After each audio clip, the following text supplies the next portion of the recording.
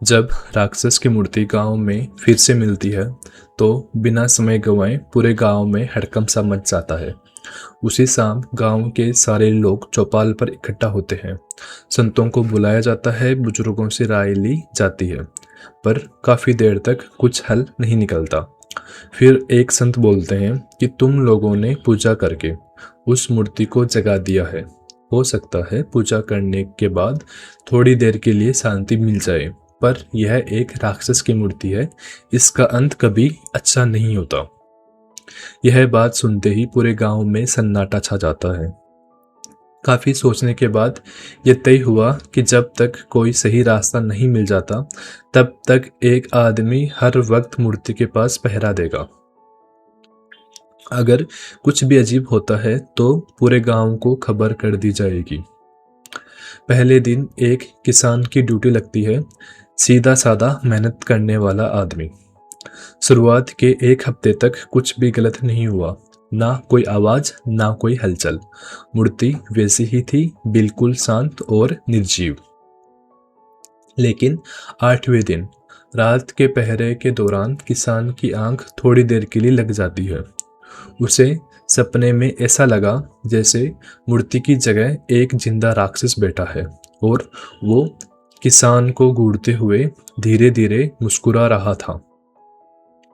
किसान डरकर जाग उठता है। किसान का दिल बहुत जोर से धड़क रहा था। डरते डरते जब किसान ने मूर्ति की ओर देखा तो मूर्ति अभी भी वैसी ही थी, बिल्कुल शांत और बिल्कुल निर्जीव। लेकिन उस रात के बाद किसान के मन में एक अजीब सी घबराहट बस गई थी, जैसे कुछ बहुत गलत अब शुरू हो चुका है और इसे रोका नहीं जा सकता। कुछ ही दिनों के बाद दोपहर में अचानक से पूरे गांव में अफरा तफरी मच गई जब मंदिर के पंडित का बेटा अचानक से जमीन पर गिर पड़ा। उसके शरीर पर ना कोई चोट के निशान थे, ना कोई उसे बीमारी थी, फिर भी उसके मुंह से धीरे धीरे खून बह रहा था। डरे हुए लोगों ने बच्चे को तुरंत मंदिर लेकर गए। संतों को बुलाया जाता है और पंडित ने पूजा शुरू कर दी थी। उसके बाद धूप दीप जलाए जाते हैं, गंगा जल छिड़का जाता है और मंदिर में मंत्र भी पढ़े जाते हैं। तभी एक संत गंभीर आवाज में पंडित को बोलते हैं कि यह कोई सामान्य मंत्र नहीं है, यह पुराने ग्रंथों से देखकर पढ़े जा रहे हैं। यह किसी भी बुरी ताकत को कुछ समय के लिए कमजोर कर सकते हैं।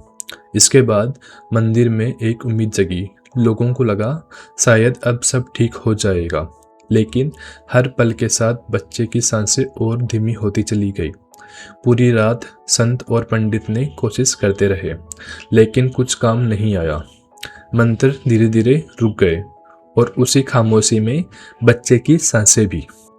इसके बाद पूरे मंदिर में सन्नाटा सा छा गया और सब लोग समझ गए थे कि वो कितने बेबस हो चुके हैं।